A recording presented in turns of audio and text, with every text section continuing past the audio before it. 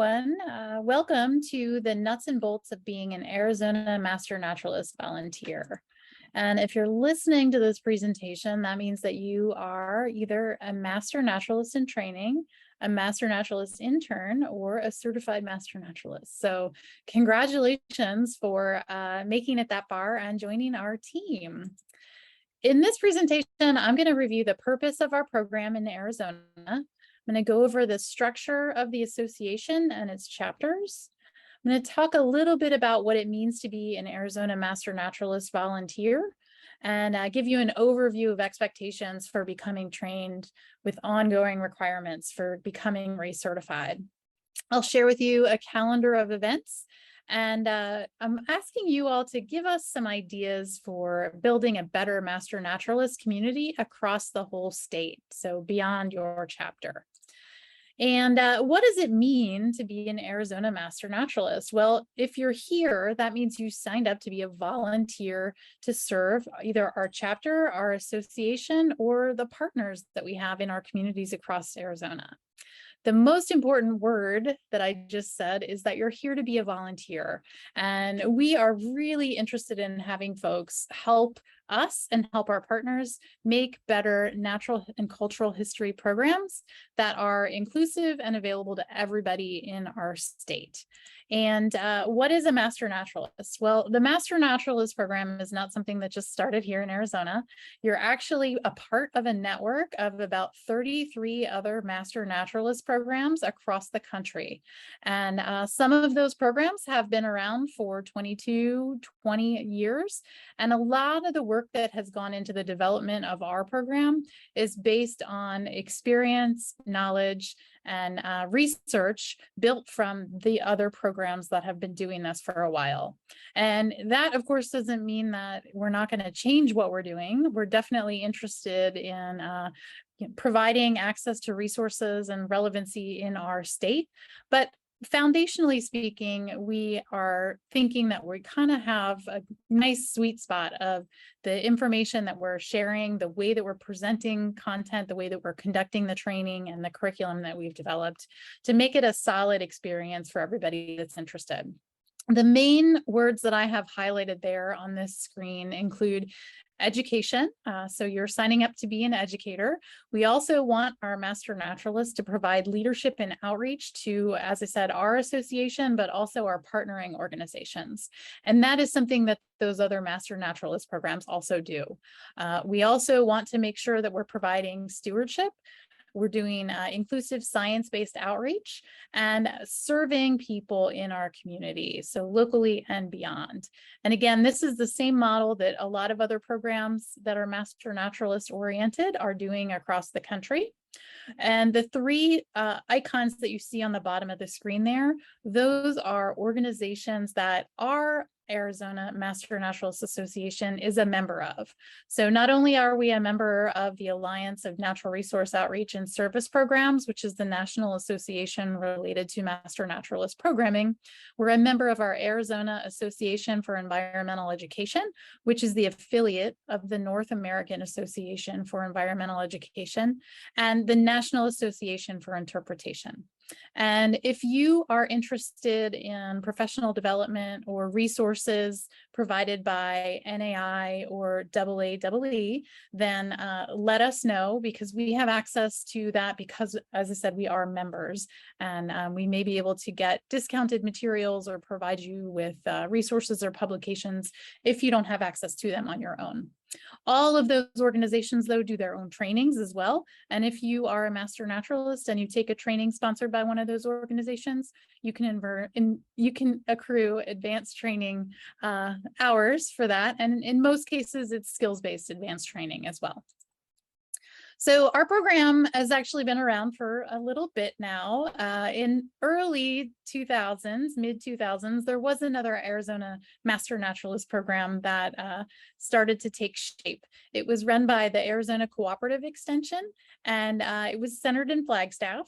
And they ran programs for a couple of years. You may find that there are volunteers who are trained or have been trained through one of those early programs.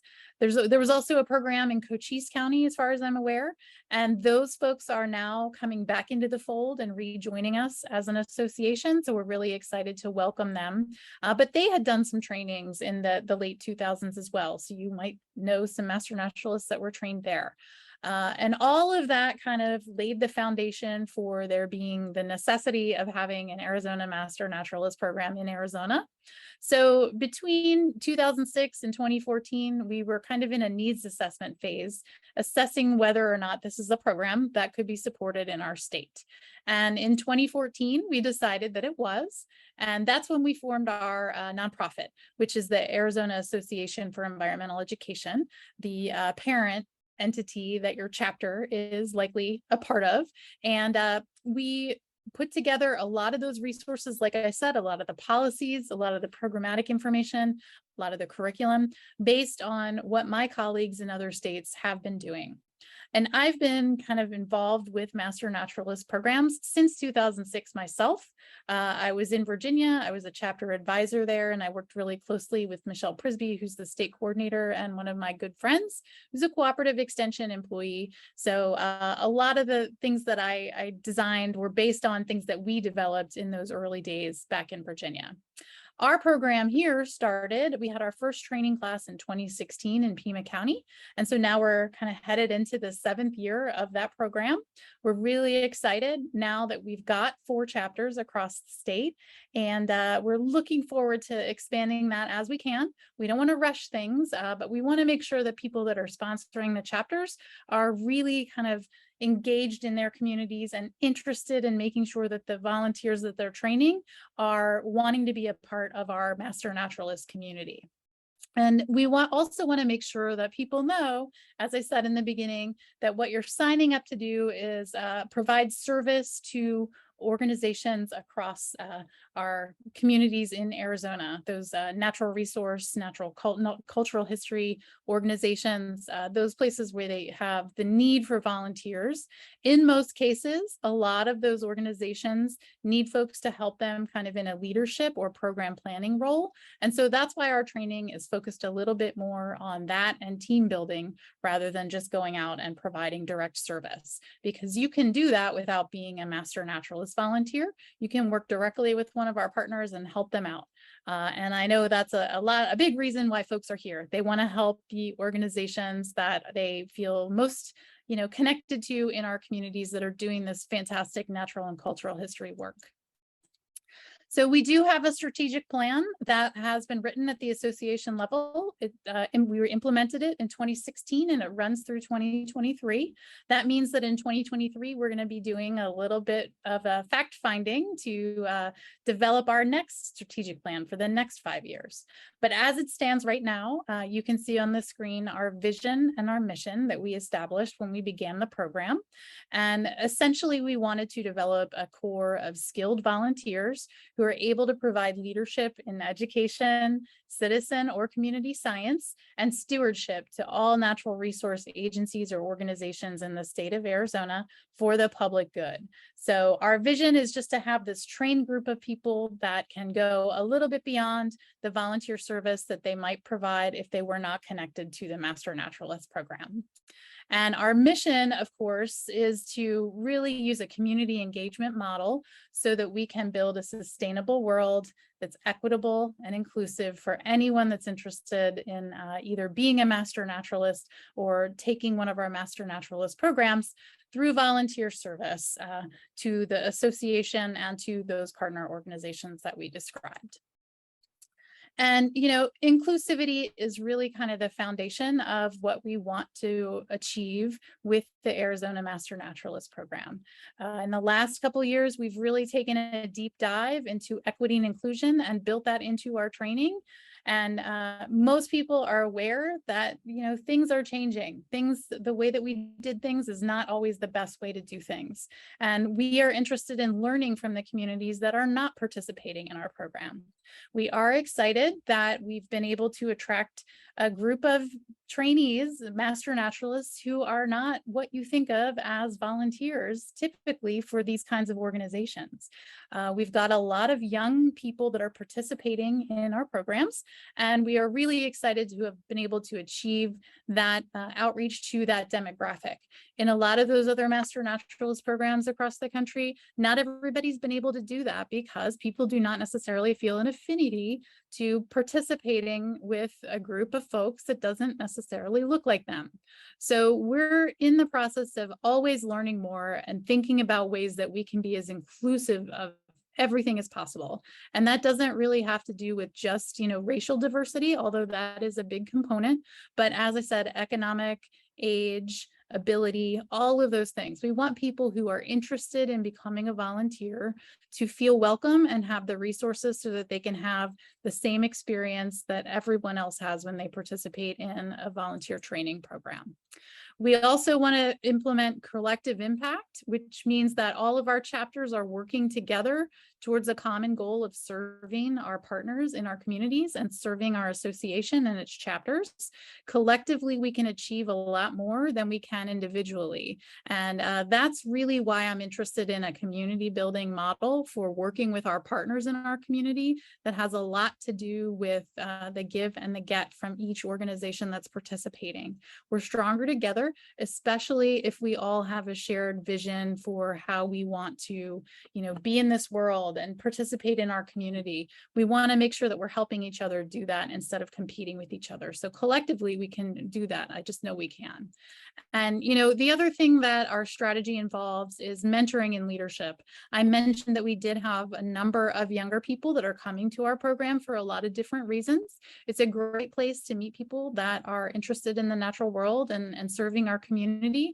But a lot of those early career folks that are working in conservation fields, working as scientists, working as educators, environmental educators in our community, gain a lot from working across the organization and the communities and the working with older folks who maybe are a little bit more seasoned. Maybe people are professionals in the field, or maybe they're retired.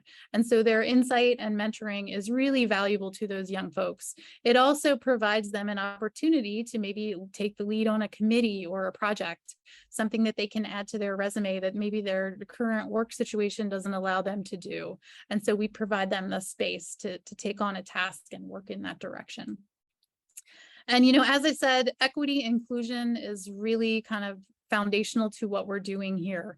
We want to recognize all of the communities that are part of Arizona and have been here in Arizona since time immemorial. All of our Native community members that have not had the access to the resources and had that in fact taken away from them. So that is foundational to our cultural history education that we do in our training courses. And the more that we engage people that are not, white, college educated, potentially retired folks, the better, because we want to really have that super diverse group of people working together and listening to each other and working in a team towards a common goal. And I think we can achieve that as long as we keep listening and learning to the folks that aren't at the table and removing the barriers to participation that we unknowingly or knowingly have in place. So that's our goal here at the Arizona Master Naturalist Association. Now, as I said, we are going to be redesigning our next iteration of the strategic plan. So we will be sending out information so that you can contribute your ideas when it's time in 2023. So if you're interested in shaping the vision of this organization and this association, then stay tuned for that information. I know we send a lot of information out on email, but it's difficult to do that if we're not all meeting face to face. And you know how challenging that is with everybody's work and family and schedules, just to even have a meeting with your local friends. So I just ask for patience and grace. And you all should understand that everybody working on this is a volunteer, and you might not get an answer as quickly as you're hoping, but you'll get an answer. We've got great teams of people that are leading our chapters and working at the association level, and we're all here to help you. That's really our goal, is to help you and help our community. So when we ask for information, definitely give it to us. We are so open to constructive feedback, especially if it's solutions-based, and really especially if you're offering to help us fix something or take the lead on something rather than just tell us that this didn't work. So, stay tuned for opportunities to provide us with any information that you want to share about your experience with the program. So a little bit more about how our chapters and our association are organized. As I mentioned, this is a chapter-based organization. That is not something that is, totally different than any other thing that you might come across any other nonprofit. Things like the Red Cross is something that comes to mind, where they've got, a national association, and then they've got chapters, they've got state organizations. So it's kind of just a hierarchy for organizing the information. The association is really responsible for providing the framework and the structure and the guidance for the trainings and the work that is being done in our communities. And we provide the leadership training to those chapter leaders. We're starting to do that a lot more now that we've got a little bit more structure and more people participating. We want to provide that so that you don't have to reinvent the wheel. As I said, a lot of this has been tested, and not that things don't change and communities don't come up with new ideas. That's definitely not what I'm saying. But I am saying that this is a research-based operation, and the details and things that we've put together are there to try to build that structure.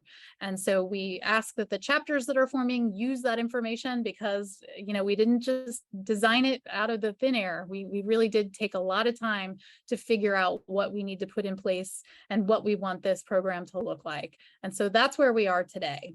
The other thing that the association does is we offer a lot of professional development opportunities. We're starting to do that more and more. We're offering, monthly professional development series for each of the different kinds of committees that are working to run the chapters. Things that are of interest to people across the state, not just in one of our ecosystems. We want to do our, conferences every year. We want to offer a really nice opportunity for people to come together between chapters and maybe visit a biome that they haven't before, and have, the people that live there in that chapter, in that biome, show folks around and give them an example of what it looks like. What are the different partners and programs in that area? And what do you all do? What are the projects that you work on? That sort of thing. So the association is really designed to make sure that we are providing that structure and framework and bringing everybody together under that one community-based umbrella. We also, of course, celebrate the successes of our volunteers and our programs. So we do annual reports every year. We also do awards. So you will receive participation pins for being a trained master naturalist. You'll also receive milestone hour pins for reaching milestones like 250, 500, 1,000 hours, and so on. But we do that at our annual meetings every year, at our conference in January, the last weekend in January. That's when we make those awards.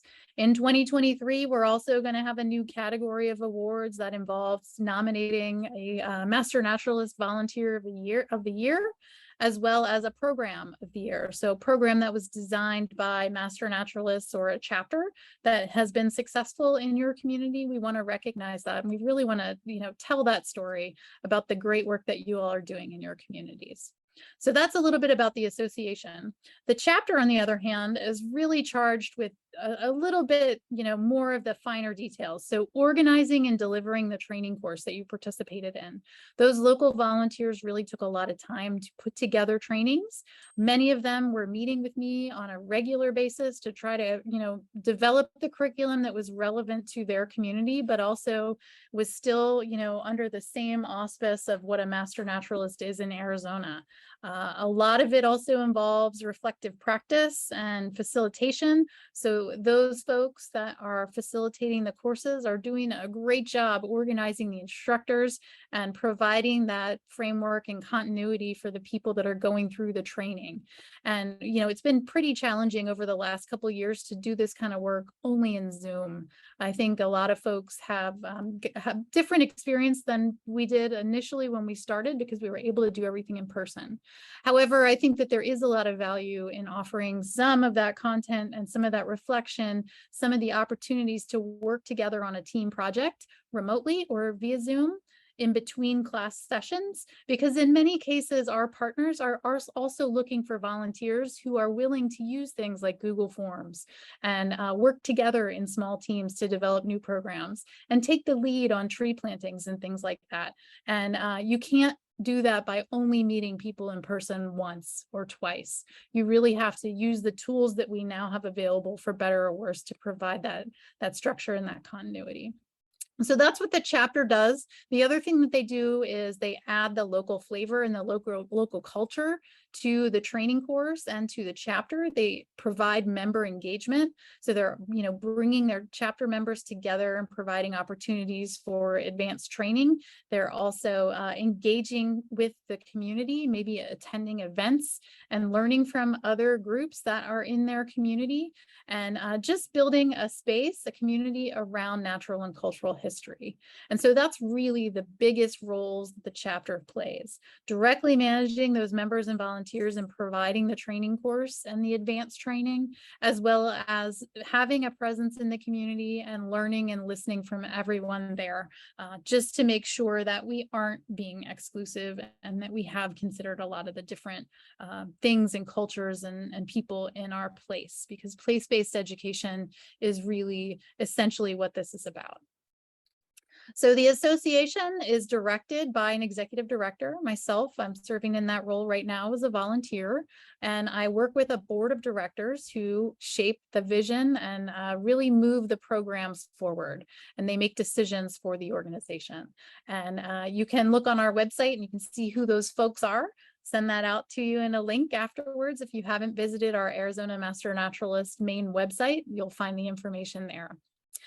The other thing that we have are organizations that are serving as local chapter sponsors. Those organizations are really critical in providing the foundation and the space and the in-kind contributions to making those training courses happen and providing that local engagement and professional development to the members that are trained in that area. Chapter community partners are made at the association level, and so we reach out to any organization that's doing natural history or cultural history work in our communities that need volunteers, and we partner with them. And to be a partner, it really means that we are giving them something and they're giving us something in return, which is just to, basically provide experiences and opportunities for our volunteers. We're not really asking them anything that is not being asked of us. An example that I have that is really quintessential of what we do for a partner is we will write a letter of support. For example, if they're writing a grant and they want to include volunteer service in that, and they want us to write a letter for them to say that our volunteers participate in their programs, we are more than happy to do that. And so things like that are what we give to our partners, and the same thing is given to the chapter sponsors as well. We also have, not listed here, but what we call associate partners. And those partners are ones that are not really in a partnership with us, but volunteers, our Master Naturalist volunteers, are volunteering for their programs in the community. They're not really giving us anything in return, and therefore we're not necessarily bound to give them anything either, other than, if one of our volunteers wants to volunteer there, that is totally fantastic, and they can count the hours for both Master Naturalists, and they can count the hours that their volunteer program is counting on on behalf of them. So that's really what we've got as chapter community partners. And then, of course, the other bits and pieces we have there are the course instructors. Those are the folks that are providing the content, the natural history and the cultural history content that members receive during the training course, and also our advanced training programs that we put on that are sponsored by Arizona Master Naturalists, by subject matter experts. Those folks are, really bought into also making sure that our Master Naturalist volunteers are as knowledgeable as possible about that topical area that they are. And many of them are also, serving in roles where they have some sort of outreach responsibility as part of their job. And so they're interested in helping us learn more and helping just, continue the conversation about the importance of that topic. And lastly, any 501c3, which the Arizona Master Naturalist Association has donors and sponsors. And we're really interested in cultivating those relationships moving into our next strategic planning period. So you will see maybe us working in that direction, and maybe you'll be asked to help us make some connections and find some foundations and do some work like that. So if fundraising is of interest to you and you want to work with us at the association level, remember there's also fundraising that happens at the chapter level. Let me know, because we're definitely looking for that expertise, and I would love to eventually be able to pay a development director or somebody to do that kind of work for us. So I think that's what's in store for the future. The other thing that we have here is the chapters. We've got 4 chapters right now. We have the Borderlands chapter, the Central Highlands chapter, the Maricopa chapter, and the Pima County chapter. And so I'm just so delighted that we've been able to expand this to 4 different regions in the state. And they're all very, very similar, but yet very different. And I think the volunteers that are putting these programs together under the leadership of sponsoring organizations is really phenomenal. So a big shout out to us for being able to come this far in not that long of a time. So thanks to everyone for making that happen.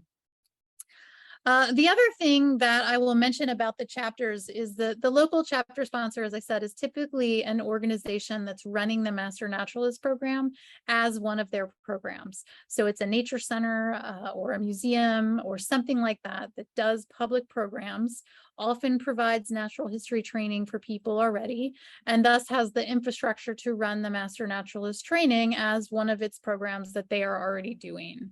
And typically, the chapter is then run by a coordinating committee or a local board of directors that's making decisions on behalf of that individual chapter. They are, of course, working with their local chapter sponsor. The chapter sponsor provides a chapter advisor, and that person just provides guidance to make sure that the work that they're doing is in alignment with their own programmatic goals, as well as the programmatic goals that the chapter has set out, in addition to it being in line with the Arizona Master Naturalist Association. And each of those local chapter sponsors also has a seat on the Arizona Association for Master Naturalist Board. And so everybody has a voice and a vote, essentially. So anybody that's a sponsor has a seat on the main association board, and that's what's driving the work that we do. That's driving our strategy and the programs that we've got. All of that is also run at the local level by committees, and most of those committees are something that rolls up to an association level as well. We want those committees that are, partnerships committees or timekeepers to work collaboratively with each other from other chapters and work with our association timekeepers and partnerships folks so that we're all kind of doing the same thing and none of the workload is falling to any one person. And again, you're not reinventing the wheel. And last but not least, that course planning team is really important because those are the folks that have the connection, doing the recruitment of the new members, providing that training course and giving people a positive experience when they participate in it, and then hopefully are able to keep those folks engaged beyond participating in the training class. We really want people to stick around. And we want people to think about their long-term commitment. What does it mean to be a long-term commitment to you, to be a master naturalist? How long would you like to be a part of this organization and this community? And it tells me when people are, not sticking around after the training and maybe not sticking around after a year or two, aside from just things that happen with people's lives or moving or job changes and that sort of thing. If they're not sticking around, then they're not getting something out of this. And so we really want to know what people want as Master Naturalist volunteers, both again at the chapter level and the association level. That's really important.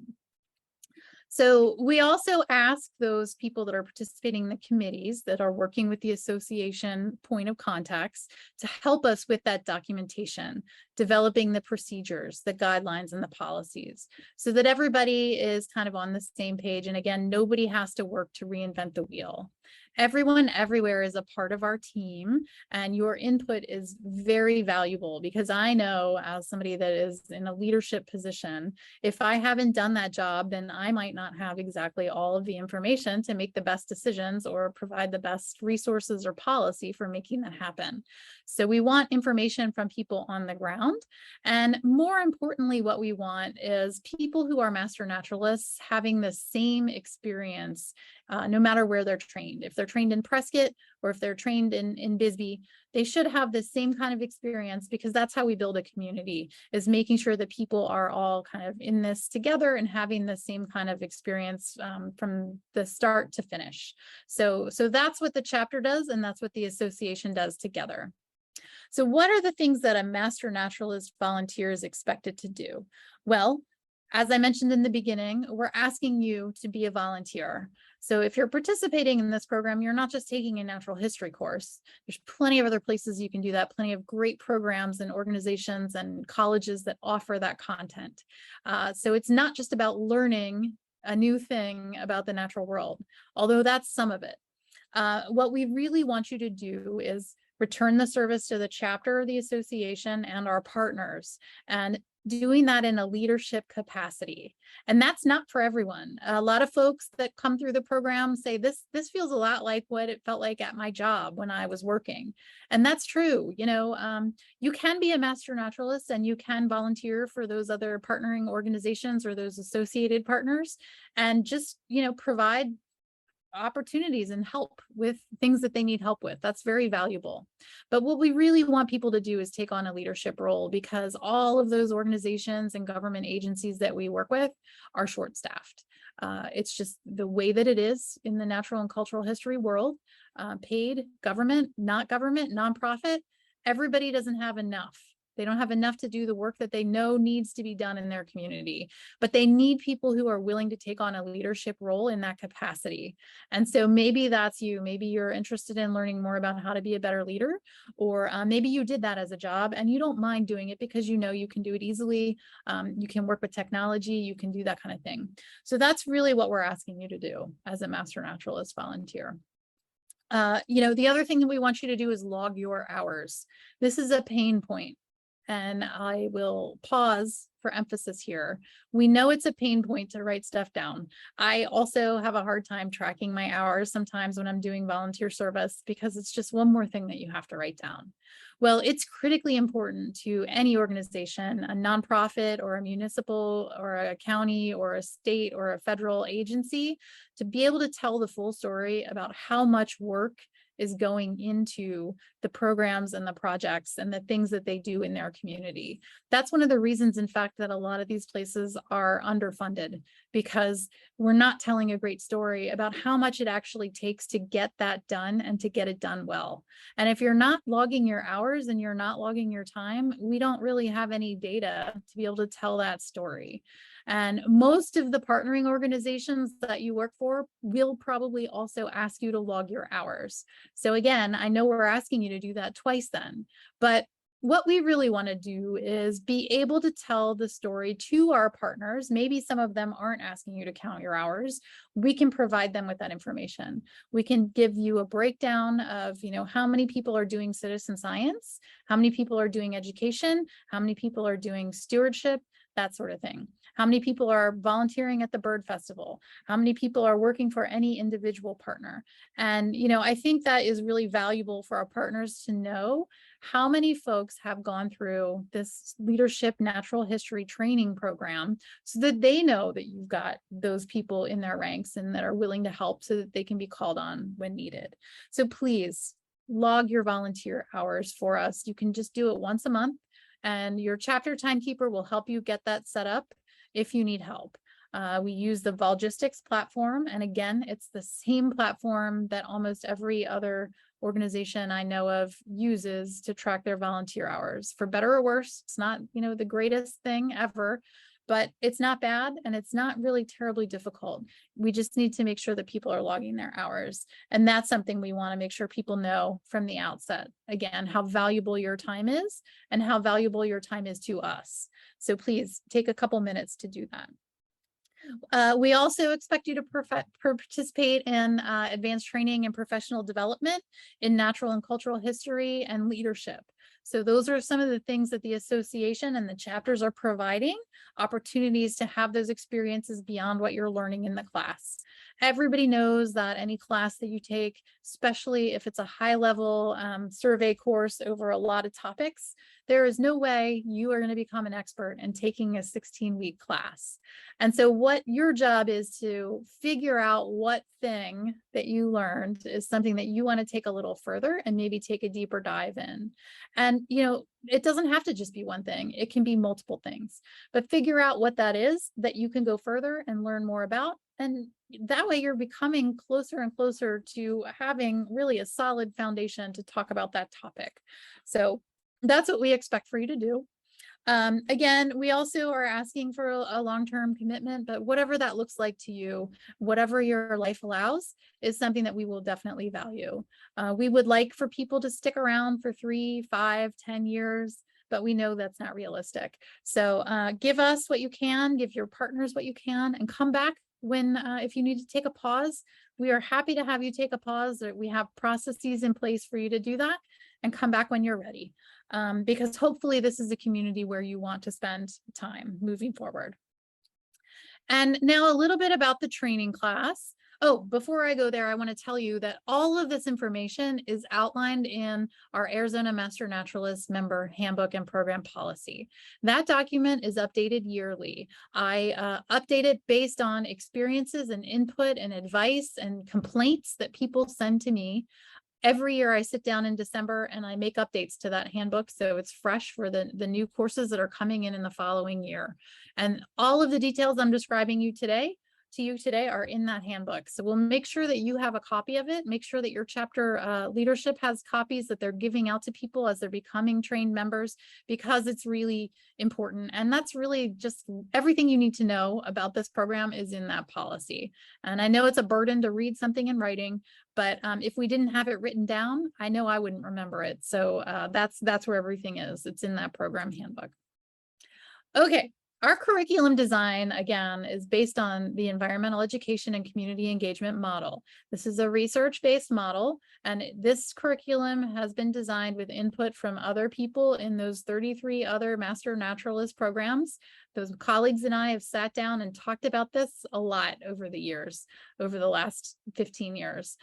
So it does have an environmental education lens. That means that everyone that participates in this program is an environmental educator, like it or not. If you're doing something in the field, you're doing a community science project or a stewardship project, and a community member asks you what you're doing, you need to be able to tell that person what you're doing and tell it to them in a way that they understand and maybe resonates with them. So that's really what the cornerstone of environmental education is. That, and getting people to kind of understand the value of protecting our environment, because it's in a precarious place right now. And so we need people to be able to communicate that to others in a way that's understandable to, people that are not scientists. And so that's where you all come in. And the other foundational theory we have is designing the program to not only be lecture-based. That is part of it. We know that people do enjoy that college-bound experience where they come to a class and they sit and listen to a lecturer, somebody that is a subject matter expert, telling them all the things about the topic with passion that they have about that topic. And that's the reason they got their PhD in that program. So that's only part of what we're doing. What we want to do is, again, build a cohort or a community of people that are in the training, build the camaraderie amongst each other. And that is why we have things like team building, working on group projects. And, I know everybody complained about that in high school or college. You had a terrible experience working on a team project. Well, the other thing that we do is work on people being better communicators with each other, because the reality of it is, if you do have a job, you probably have to work on a team, and maybe you don't like everybody on the team, but you're all sharing that common goal and you want to get that done. So that's really what we want people to see when they're working on the team projects and developing new programs and serving as a leader in the community, because you can't do that if you're not serving as a community of people, a cohort of people together. We also designed this to appeal to all types of learners. I've had so many people complain to me and say, I didn't sign up for this. I wanted it to be a lecture-based course. Well, one of our reasons that we are not strictly making it a lecture-based course is there are lots of people out there that don't actually like learning that way. That is not how they learn. They learn by experience, they learn by trying, they learn by talking or having a discussion in class. So we make space for all of those people in our classes. We want to make sure that everybody's needs are served. And that's why we ask people, you know, what's comfortable to you? How are you going to remember this information? Because this is not an academic program. It's not. We want to make sure that this is accessible to people that have not been to college. But we also want it to be appealing so that people are working together to solve problems and using critical thinking skills. So it's designed to really supplement those other programs that are out there and bring in a mixture of experiences for people. We don't talk about learning styles anymore because that's not a thing, but I know that everybody can get something out of a presentation that isn't just like what I'm doing with you now, where I'm presenting this information in a one-way conversation. That's just the beginning, you know, that's the foundation, but there's so much more you can do with that information so that people kind of digest it and embrace it and, you know, make meaning out of it for themselves. And that's what our foundational theory on the curriculum is based on. So the nitty gritty of becoming certified, it is a 60-hour classroom-based course. And I use the word classroom loosely because now, you know, half of it, some of it may be hybrid. Your chapter might be presenting this to you in a different way. Maybe it is in a weekly class, maybe it's just in one day. But we're using the word classroom as, you know, kind of a seat time with a group of people being led through facilitated experiences with some lecture-based material, some hands-on material, that sort of thing. That's what the class is, the course is based on that. And the other piece of it is, in order to become certified, in your first year, we ask that you give us 20 hours of volunteer service by the anniversary date of you finishing that classroom session. The other thing that we ask you to do by the anniversary date of you finishing that classroom session is to have taken 20 hours of advanced training. So taking that deeper dive into a topic, like I mentioned a few minutes ago, and really digging in and learning a little bit more about something that's of interest to you. What was the most interesting thing that you learned in that class, and how can you take it a little further? Now, 5 hours of that advanced training must also be skills-based, and I'll talk about that in a minute. But that's really what you know, you need to do for the requirements to become a certified Arizona Master Naturalist. The advanced training is something that a lot of people are a little bit gun shy about. They feel like that they have a hard time getting it sometimes. But the association and the chapters do a really fantastic job with coming up with opportunities for advanced training. Things that they are sponsoring themselves, maybe during their monthly meetings, chapter meetings, they provide a speaker, and that's advanced training. Now with COVID, so many things are online, so many online classes you can take, so many lectures you can listen to. It does need to be related to Arizona natural history in some way, shape, or form, or applicable to the work that you do as a master naturalist in order to count. It's on the honor system. We are not policing people's advanced training, so I ask you to really be honorable when you're taking those advanced training hours and logging them in Ballistics so that we can, you know, manage our certifications. And 5 of them must be skills-based. And skills-based means it is teaching you how to do something. So again, it's not just kind of a lecture of information about, you know, a prairie dog, for example, but rather it is teaching you how to do something. And that thing can be anything you're interested in. It can be taking an advanced training on a wilderness first aid class. It can be learning how to raise funds for the chapter. It can be learning how to write a newsletter. It can be you know, related to anything in the natural history, related to doing like how to record observations for Nature's Notebook Citizen Science program. So really kind of just think about it. Is this teaching me how to do something? That is what we mean by skills-based. Anything else, informational, counts as advanced training. So that's the breakdown. 20 hours total. 5 of those 20 hours must be skills-based every year. And to maintain your certification in your second year, so that means you've been certified once, that second year after you took the class, you have to do 40 hours of volunteer service on the calendar year.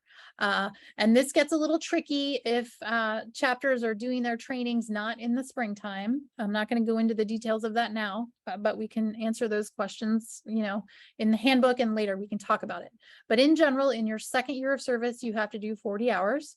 And in your third and beyond, we ask that people do 60 hours of service.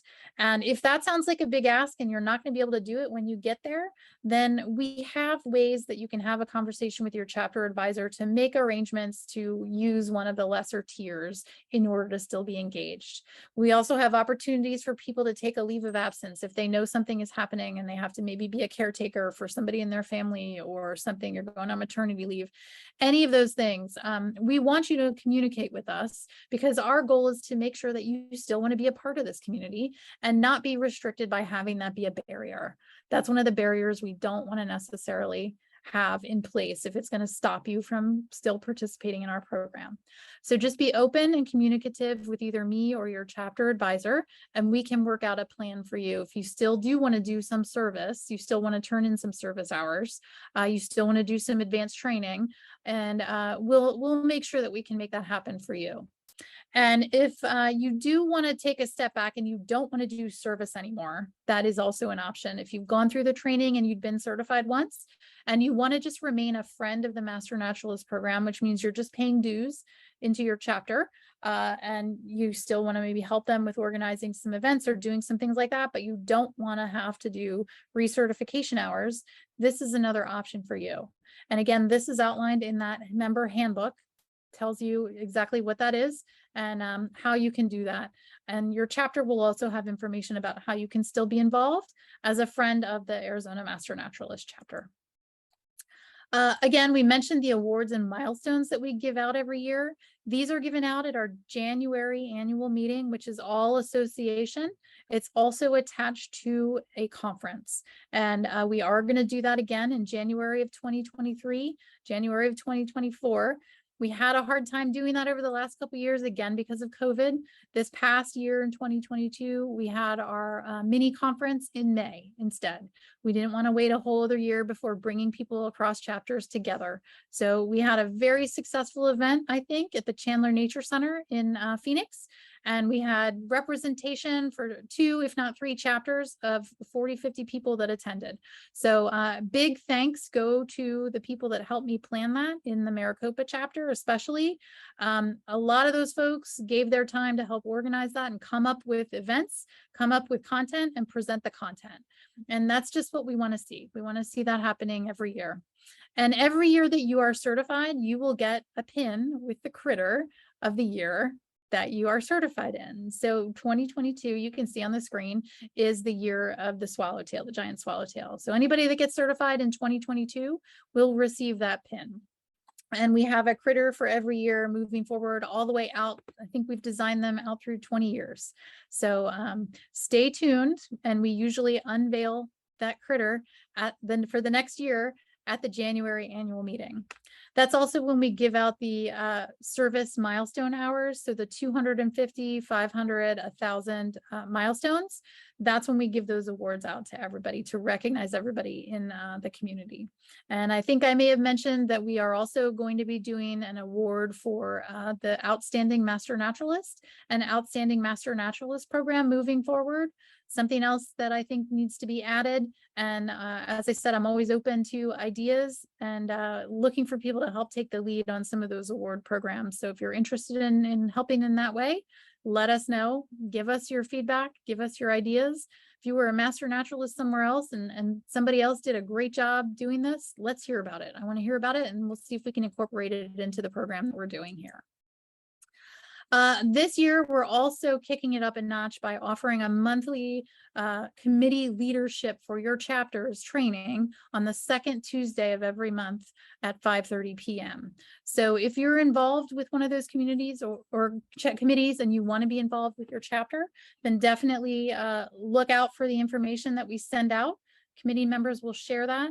If you're interested in helping in some sort of leadership or task-based capacity for those committees, talk to your chapter members, talk to your coordinators or your board, and they will definitely be glad to have you help. So think about participating in that way. Here's the schedule that we've got for the coming year. As I mentioned, the January meeting is for everyone. It's the last weekend in January every year. So put it on your calendar now. I know people sometimes have other things that come up and you can't attend, but you should have enough advance warning that that happens every year. The last weekend in January, doesn't matter what year it is, that's when it's going to be. We probably are going to rotate it around the state. So every chapter has an opportunity to host other chapters and show them and showcase their biomes, their instructors, their content, their projects. So stay tuned for that. And again, that's something that other Master Naturalist programs in other states do and have done for the last 20 years, because people are interested in the community and just learning about, who their other fellow Master Naturalists are. We've got the other committee structure trainings happening, advanced training, timekeeping, communications. The other one that'll be relevant to members, any member, is the one that's in June on program design and leadership professional development. So in June 2023, we'll do our first training for that will be open to everyone. I know a lot of people leave Arizona for the summer. So that is not going to be a problem because that will be on Zoom. So you'll be able to participate no matter where you are, if that's something that's interesting to you. And all of these things, guess what? They count as skills-based advanced training.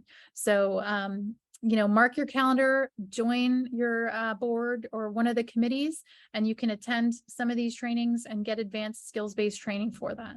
The other thing that I suggest is that each chapter do their own social at least once a year. It usually works really well in early December to do that because people are getting ready for the holidays. If you do it early, you can recognize everything that you've accomplished during the previous calendar year, and you can give out your own awards if you want to, make it a social event. Some of our chapters do that more regularly. They have social events quarterly. So whatever works for your community works for us, but that's a recommendation that I have for you, just to make sure that you're providing engagement for the members around the chapter and the chapter's work. So keep that in mind. Here is the date for the very next annual conference. And again, last weekend in January. It doesn't matter when you're listening to this recording, it's still going to be the last weekend in January. We're going to do a conference probably in the near future, a 2-day event, if we can, a day and a half, where we're going to bring everybody together in some location in the state where there is a chapter. And I really do want to say thank you so much to everybody that is invested in this program, all of the people that are making the trainings happening at the chapter level, the course coordinators, the people that are serving as coordinating chairs or presidents of your chapter, committee leads, and the volunteers. You all have done so much work to bring us from 2016 until today, where we have 4 chapters. So I'm so grateful to everybody for feeling the affinity for this organization and wanting it to be a success. I certainly could not have done this by myself. I may have been able to write up some policies and papers and provide some leadership and facilitation guidance in the early days, but now you all are really taking the lead, and I'm so excited that each of the chapters is able to do that. So thanks to all of you for being part of this opportunity and this program. I really appreciate you. And if you ever need anything or you have any questions, don't hesitate to be in touch with your chapter or be in touch with me. We're happy to answer the questions and make this program the best that it can be for the next 5 years. So thank you so much.